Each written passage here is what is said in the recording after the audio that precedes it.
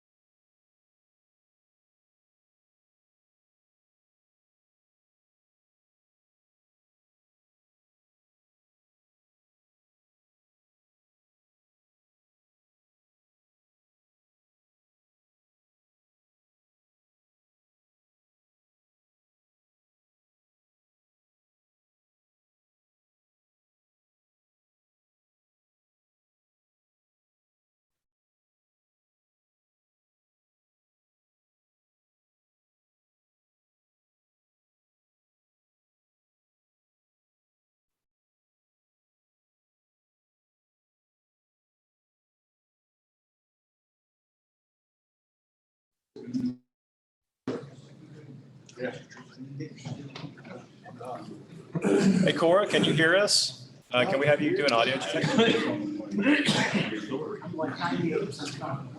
Yes, I can hear.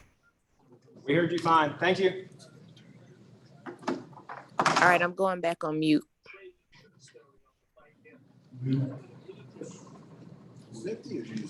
She said she'll be in about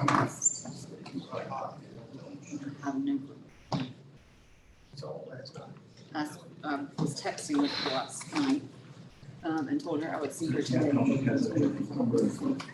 text. Well, you know, that's good.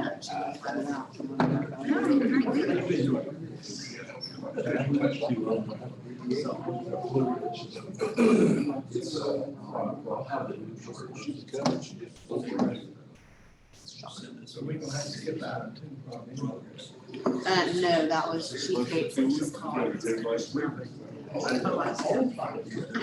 Well, I just stay, let it stay one way.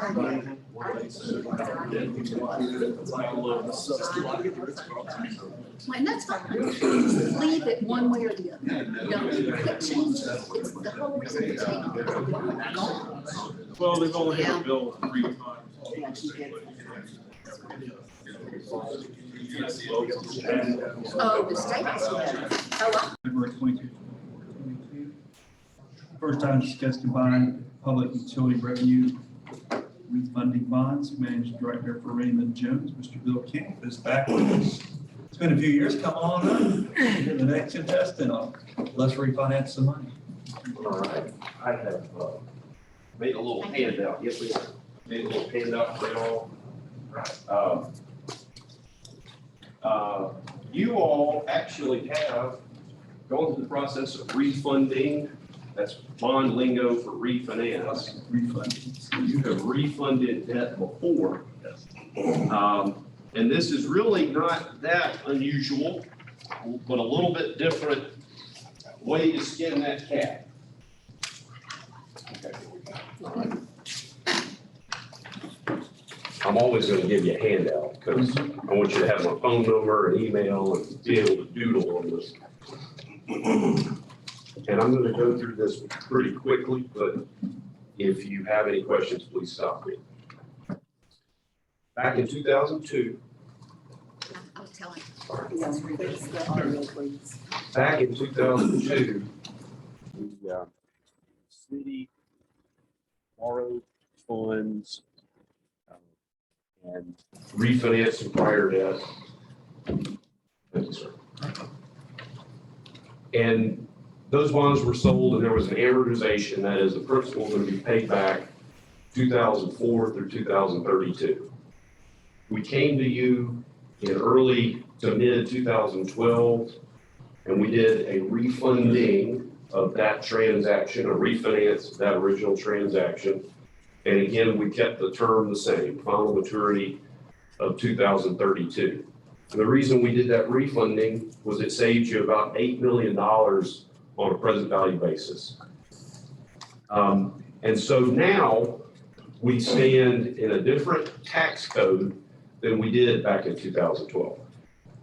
When you all borrow money for a public purpose, we can finance that project just like we did in 12, just like we did in 2002, just like you did for the airport authority. We borrow those funds on a tax exempt basis. That means the investors that own your bonds, they don't pay income tax on that interest income. It means you have a lower cost of borrowing. Your bonds, the 2012 bonds, can be called, that is paid off early, January 1 of 23. If we wanted to execute a refunding today, the tax code says we have to sell taxable bonds at a higher interest rate. So we would look at the pluses or minuses of taking that savings for sure versus what do we think rates are going to do between now and later this year. And nobody really knows for sure what rates are going to do. I have a sneaking suspicion, but nobody knows for sure. If you look at page 3, this is a little graph to show you what rates, this is the 10-year tax exempt rate. This shows you what the 10-year has been doing for the last couple of years. A big spike on the left side of the page was COVID, kind of a disruption in the market, and then things settled back down. But in the last month and a half, rates have been going up. When you're looking at doing a refunding late in 22, this gives me concern. Next page. This is just a bar chart showing how much rates have gone up since the beginning of the year. 60 basis points, 0.6%, pretty much everywhere in the short end of the curve, years 1 through 5, you've even seen more, 0.8% change. So I think I know what rates are going to do. I'm betting rates continue to go up. But I can tell you for a fact, rates have been going up. All right, page 5. I'm sorry to cover y'all up with graphs, but I'm a picture guy. All right. So on page 5, you see 1 to 30 years. The bar chart shows you high to low where rates have been historically. That dark curve through the middle shows you an average of where we've been for about the last 25 years. Okay, and the red curve shows you where tax exempt rates are right now. So yes, rates have gone up, but we're still pretty far below the norm. In other words, I wish there was a way that we could take advantage of tax exempt rates right now and still comply with the tax law and refinance your bonds on a tax exempt basis. Page 6. These are the principal and interest payments that are outstanding on the 2012 bonds. And they're called the January 1 of 23. If everything that I'm about to tell y'all falls through, the worst that ever happens is you keep these payments. You have fixed rate bonds, so we know that 4.55 million is our annual debt service. And the reason to do a refunding is to lower annual debt service. But if a refunding does not work out, The good news is this is the worst that you'll ever have, right? Refundings work or they don't work. All right, page And 7. our average interest rate right now is about 4%. Probably a little south of 4, but yes, sir, 3, we call it 3.5, something like that. All right, now page 7. In the past, when you all have refunded or refinanced existing debt, we would come to you as a placement agent, or we would come to you as an underwriter, and we would say, here is the bond issue, here are the final numbers, and you would approve it, and we would close about a month later. And that's the normal way we do things for you all over the years. And now what we need is a different animal. We propose that you all consider allowing us to go out and find purchasers for what we call a forward delivery bond. It's simply, we would come back as soon as possible, either next month or April. We would come back with a deal in hand, a fixed rate bond issue where the savings is known. But the difference here is we're going to close the bond issue 6 or 7 months down the road. That's a forward delivery. That's a little bit different than what we've done in the past. Mechanically, it's the same thing. But there are very few purchasers that'll enter into this kind of arrangement. Obviously, the reason they want to do it with you all is it's a big bond issue. You're a known credit, you're a good credit, you have excellent coverage. And the reason I believe that we ought to do it is if you think rates are going to continue to go up, this is the way to take advantage of tax exempt rates. And we went ahead and talked to some other purchasers that could not enter into forwards. And I wanted you to see the tax exempt rate is the way to go. Savings in the first 2 scenarios is about $1.8 million on a present value basis. Cinderella, that's our term for a bond issue that we enter into today that's taxable. And then one day in the future, it converts to tax exempt. And then I wanted you all to see if we did a regular old taxable advance refunding, it would save a few $100,000 as opposed to a few million. So we want you to do it forward. We think it's a good idea, and considering where we see rates are today, it's a way to take the bird in the hand versus two in the bush. So I think the downsides, what are the downsides to cutting this deal? If rates go lower, we've missed out on some more savings.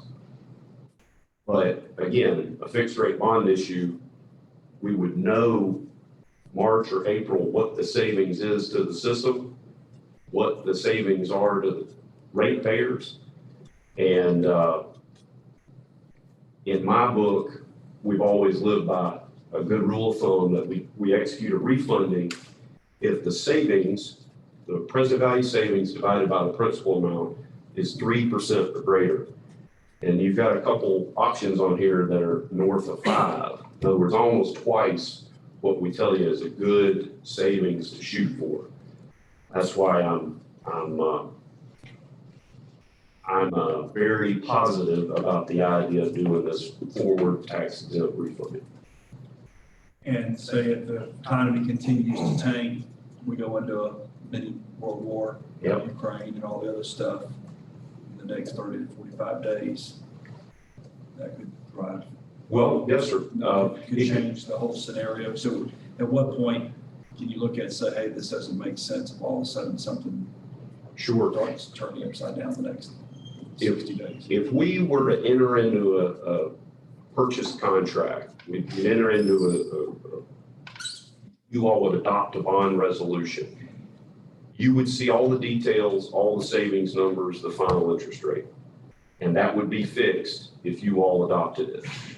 The risk would be if the world gets upside down, this, in theory, this forward purchaser could renege. They could walk away from that deal. Now, I doubt, but in the event of a war, in the event of market cataclysms, right? If that went away, you're still left with your 2012 bond issue. Right. So it's not a, if the people that if the organizations that we're trying to partner with walk away from the deal, there are some ways for us to go after them. But that spike in March 1 of 2020, that was COVID. Yes, sir. Market Spike there. So That's the right. Same type of, could happen. it could happen. And you look, that was a duration of about a month or two. Rates went way up, They drop back. and then they dropped back down even lower than where they were before.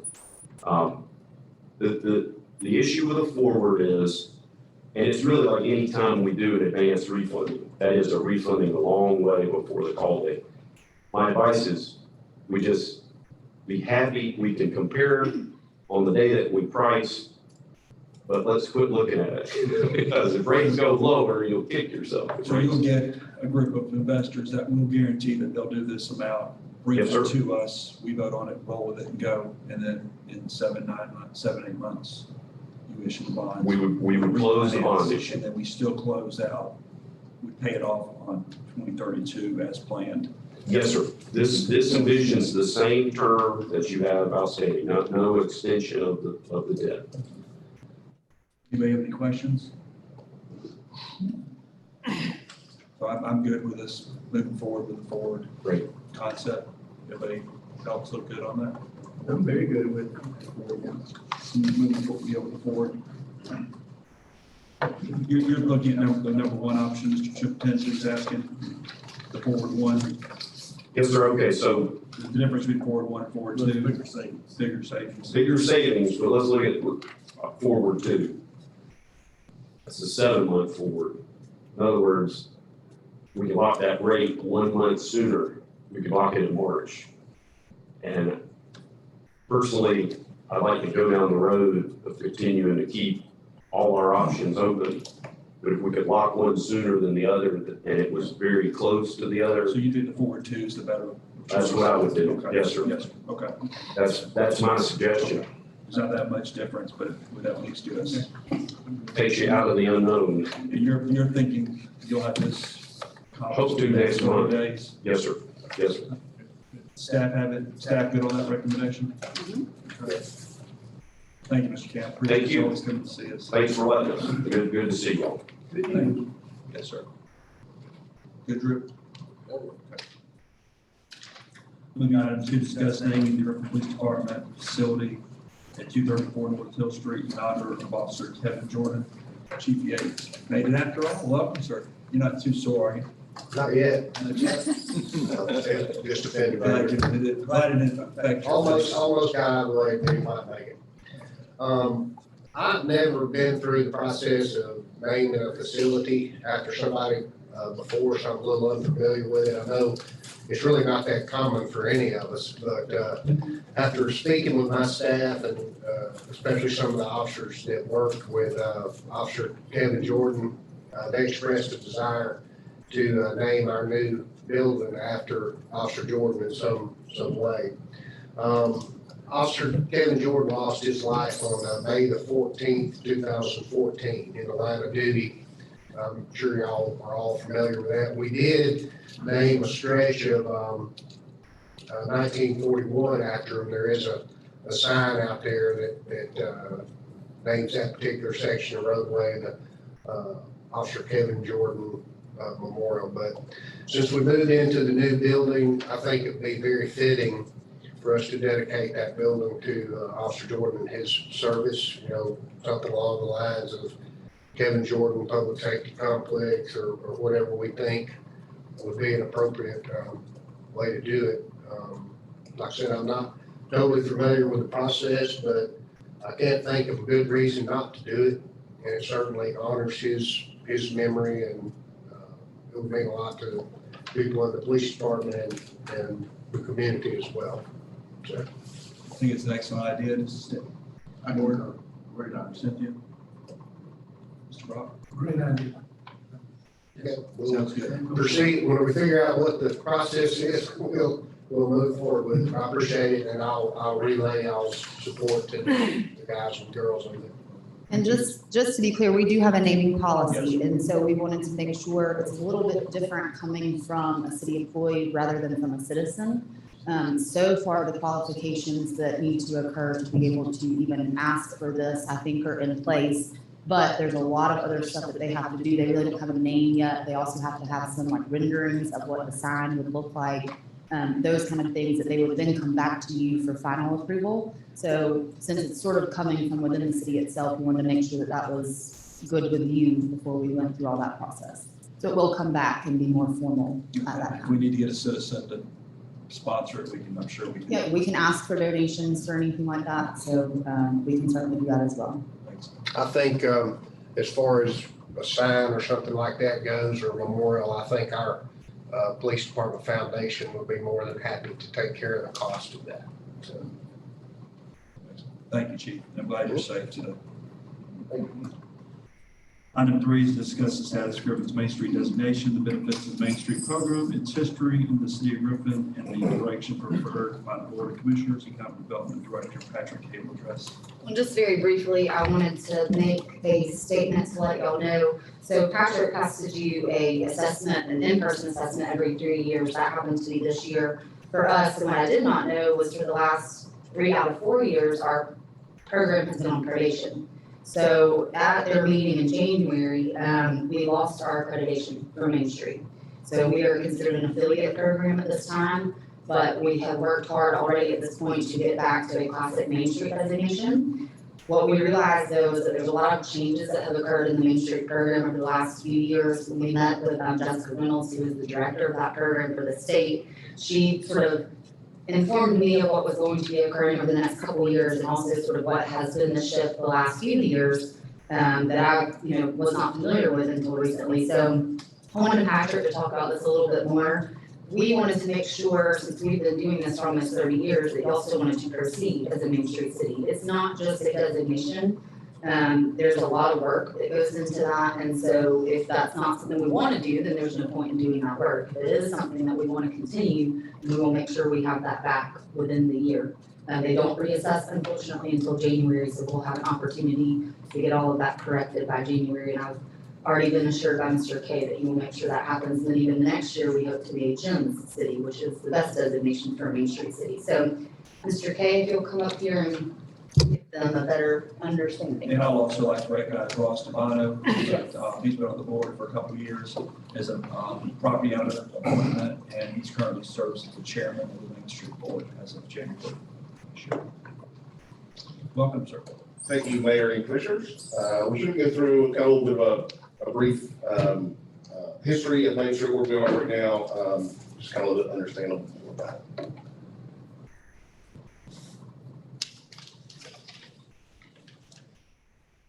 Tell them next slide, Patrick. Next slide. So just kind of give you an idea of the map. This is the general area for what's considered the Main Street District. Main Street is primarily a historic preservation organization. And so the area is kind of more centered around keeping the properties that are more in the historic area of the downtown. Next slide. Mission and vision statement. Just wanted to let you guys be aware of what this is. This is something we will be updating this year as we go through a new community visioning session. We're going to be having a meeting with Downtown Council, Main Street, and the Downtown Development Authority, and discussing how we want to proceed over the next several years and create a community transformation strategy, which will be our overarching mission or goal as we move forward. And then we'll have sub goals underneath that as we move forward with that. Next slide. These are the current board members that are on here. As you probably noticed, they've changed a little bit over the years. Thank you for having Mayor Doug Holbert on there for so many years. We have some new people that are on there, and it's starting to kind of shift out and see a lot of new faces that are on there. Next slide. And a correction on this, Patrick, Ty Gulledge is the non-resident appointment to the board instead of the downtown resident. or so the business property owner. Yes, I will make sure that's updated. And then, make sure there was nothing like that down. He's the outside city resident, correct? Right. At large. And I have not been on the board for 20 years, so you can correct that. See, Ms. Ward was on there for several years prior to my service on that. Okay. I'll make sure that's corrected there. Next slide. Main Street was created in 1980. It was started in a few different states in the country. Georgia was one of those states. And these are the communities in Georgia in which it originally started. It didn't start in Griffin until 1985.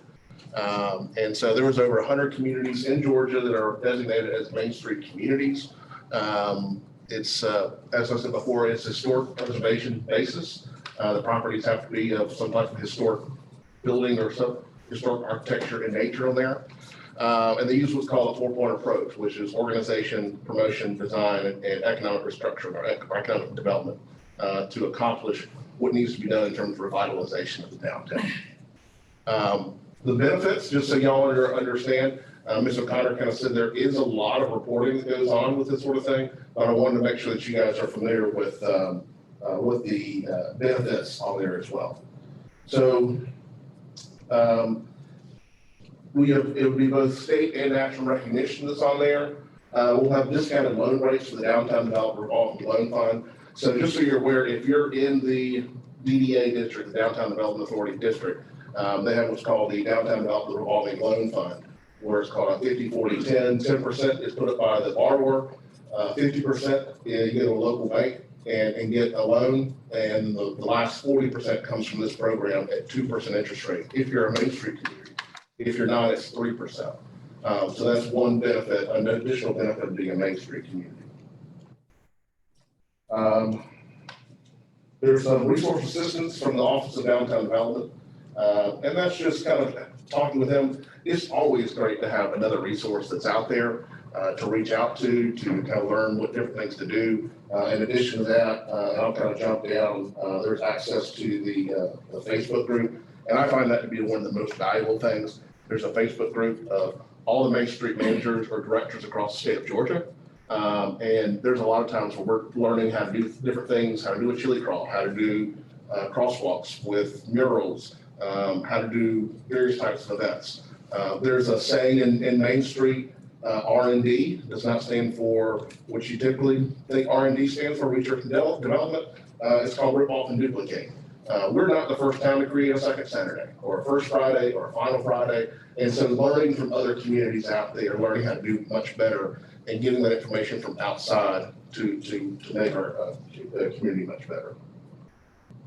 Networking opportunities, the annual community impact report. So as we do these monthly reports to the state, they record all this information. And so at the end of the year, they compile it and send it back to us so that we can show how much the community has grown, how much has been invested, how many new jobs have been created in our community. And so they help tabulate that impact report for us at the end of the year. So those are some of the benefits that are on there. There's a lot of reporting that goes on, but I just want to let you guys be aware of both benefits and the and some of the struggles, but things we have to work on to become a Main Street community. And in terms of what Mr. Connor was talking about, the GEMS is what's called a Georgia Exceptional Main Street, and those are the top level in the state of Georgia. Beyond that, what's called a GAMSA award, the Great American Main Street Award. There's only 4 in the state of Georgia. That I would hope that we eventually become one of those. But that's the top honor in the country of being the highest level Main Street. Yes.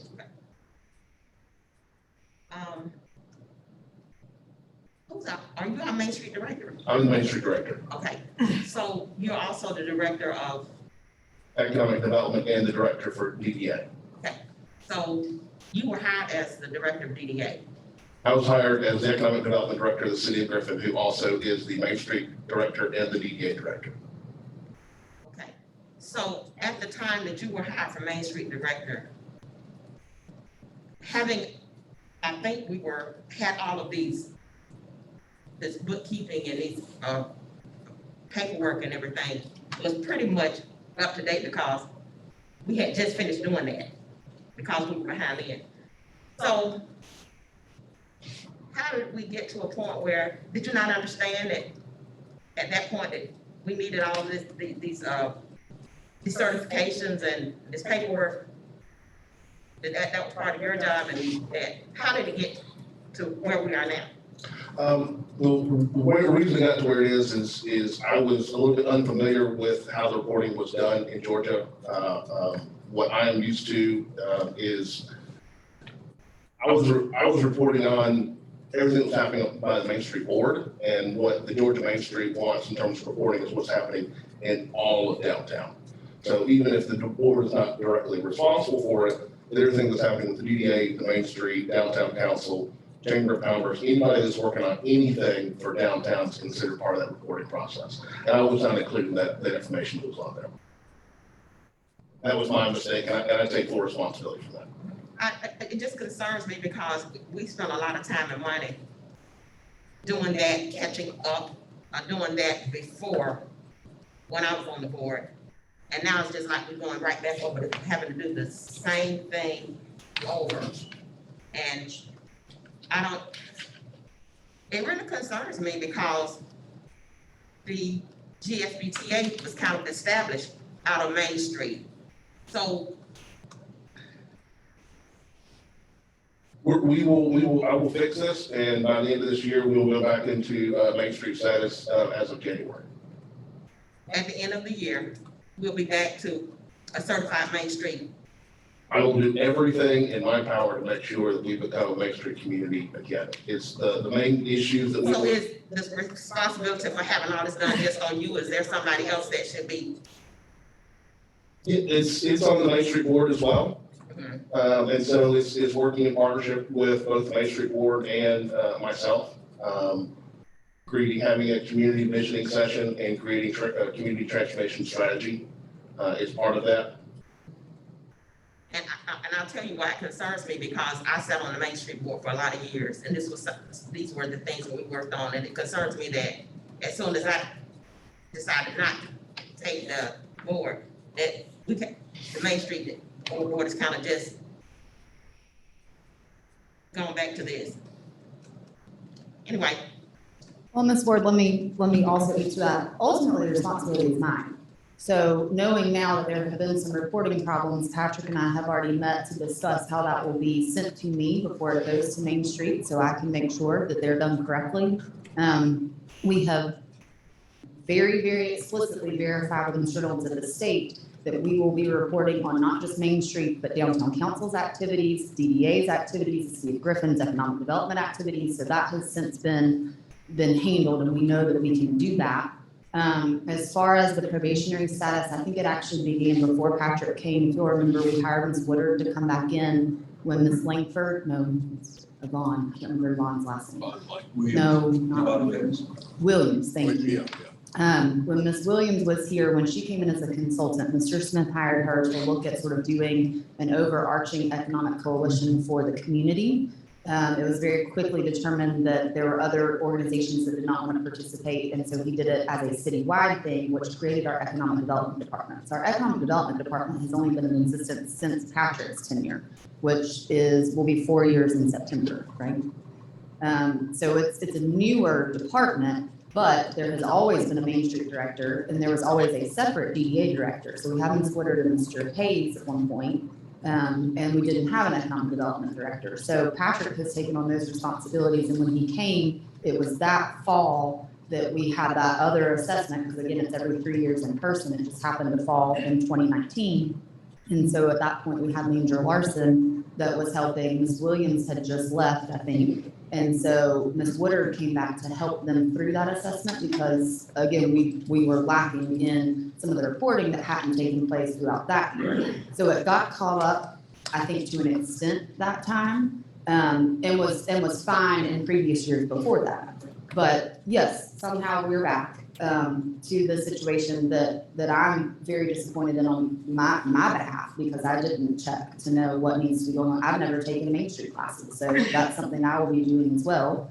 But to me, we need to make sure before we go into this endeavor, this is something that y'all still wanted. I'm assuming that that's the case. I don't have any reason to believe otherwise, but again, because it is a large amount of work, we need to prioritize our responsibilities based on what you are anticipating that we do for the, foreseeable future. And if that's a Main Street community, my recommendation is to keep it. But I wanted that consensus from you all so we can make sure that we prioritize correctly. For me, I think the Main Street is a very valuable asset to our community. And we had worked really, really hard to bring it up to what it needed to be because it had kind of fallen behind before.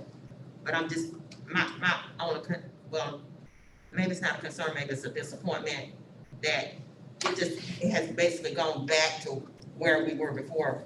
The time and energy, money, people we had coming in and teaching and it's kind of like all that is just wasted. But it really hasn't been. What the problem is, everything is happening. It just hasn't been put it on the report. So all the activities. And that's the biggest thing. Right, all you gotta do is That's put the part of information, and what- now my frustration is, we met with Ms. Reynolds, was, I started going through the list of things that we're accomplishing in this town, and she's like going, but it's not in the report, so that's what we've got to get that information. We also had an issue with 3 of our board members did not get training. 2 of those 3 are no longer on board now. One, understands he has got to get it, his training, and so it's a requirement that 3 out of the 12 board members did not get their training, so we got gigged on that issue as well. But making someone get a training is, seems like it's a responsibility, but they don't take that responsibility. And that's another thing that we'll be bringing back to you. It sounds like the consensus is to move forward. So next month at the workshop, we are suggesting that we update right now they're called the Main Street guidelines. They're not even really formally enough to be able to say, if you don't complete training in 6 months, you're kicked off the board. And so that has been part of the problem. We don't have very enforceable bylaws. The Main Street director has already sent, the statewide director has already sent us some go-bys. So we have some ability to look at what other communities are doing for their bylaws and ask y'all to adopt those. So we're gonna look at that. They haven't been, I think, re-adopted since 2012. So it's been 10 years since we've looked at them. It's time to look at them and update them and make sure it is what we want them to be and something that we can actually enforce for those that don't abide by them. I'll say it's my goal not only to get the program back, but become what's called a gem, which is the top level that you can be for the state. So that's my goal, and over the next 2-3 years, I think we can definitely become a gem over the next year. My top priority for the department is to get our status back. What do we gotta do to become a gym? Over and above getting our accreditation back.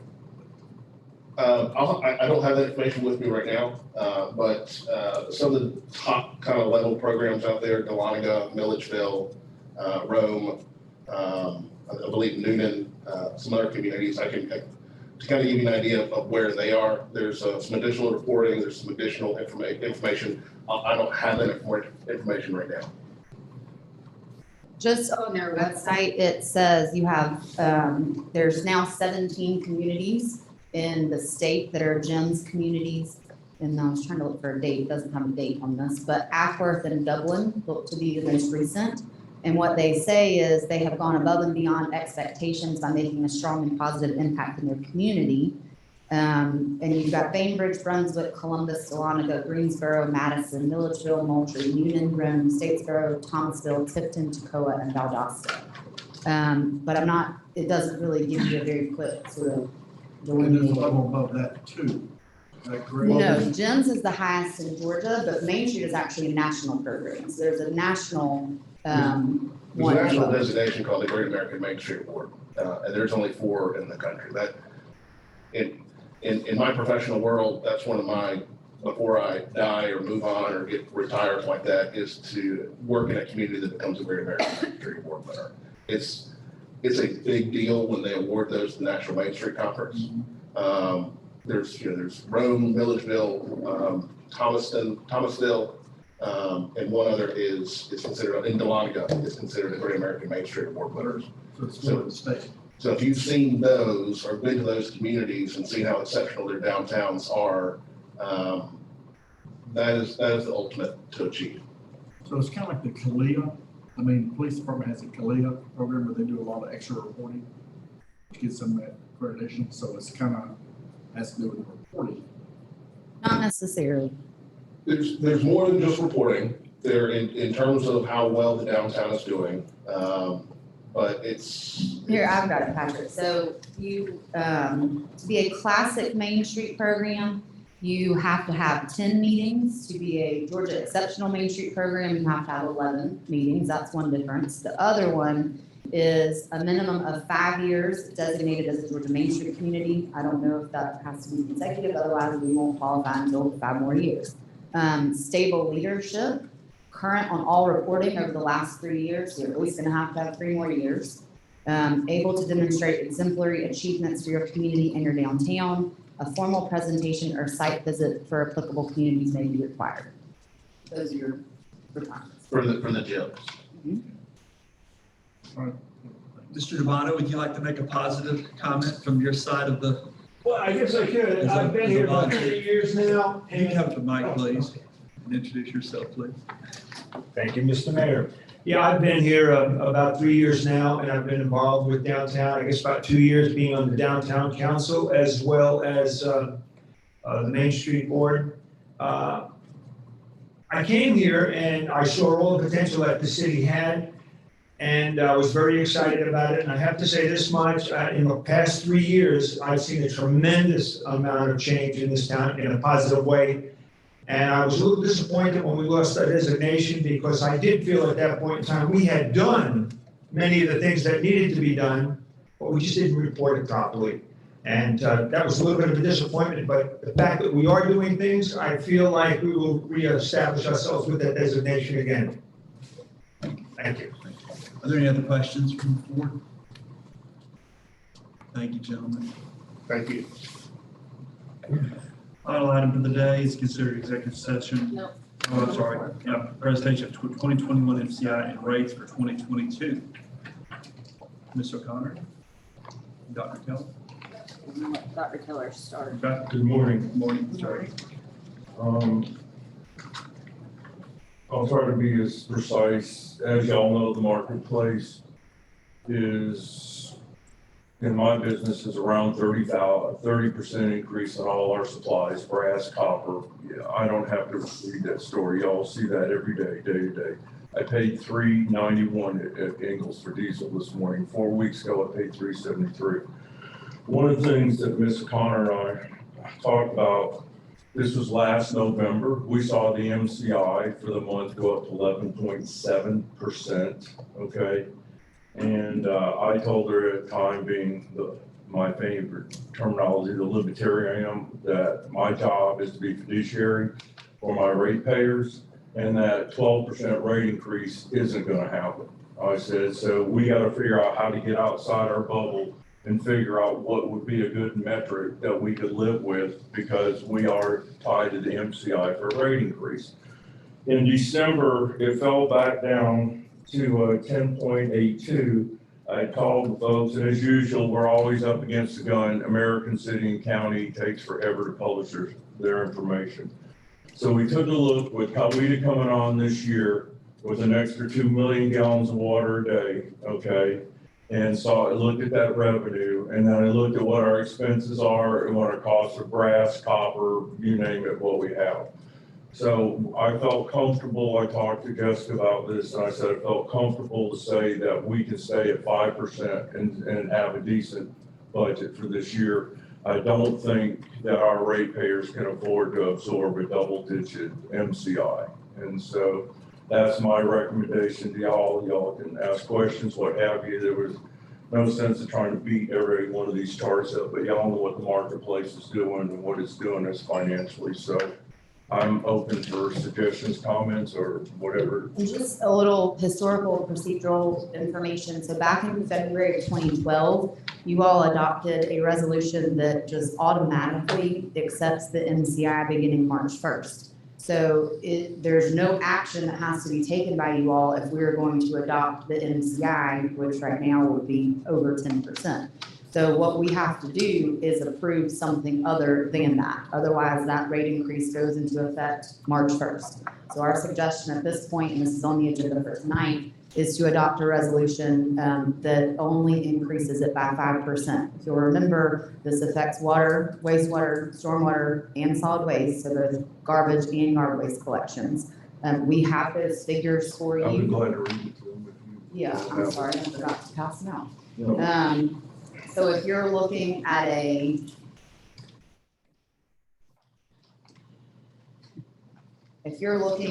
water, base charge is $16.66, and this would be, let's see, where are we? And the volume is 754 based on 1,000 gallons. Your total monthly charge right now is $39.28. If we adopt a 5% NCI, it's gonna go up to $41.25, so a little less than $2. For wastewater, it would be $49.35, and it would go up to $51.83. So again, a little less, or a little more than $2 there. As far as stormwater, it's currently at $5.48. It would go up to $5.75. Solid waste is at $23.20. It would go up to $24.36, and yard waste is at $9.53, and it would go up to $10.01. If you look at the yellow on the far right side of the paper, because usually the first question from a commissioner is how much is going up per month, you have the numbers there in yellow on the right-hand side. $4.45 for water and wastewater, 18 cents for the first tier and 27 cents for the second tier on stormwater. So that's that's the cost. We went the full route, y'all would double those numbers.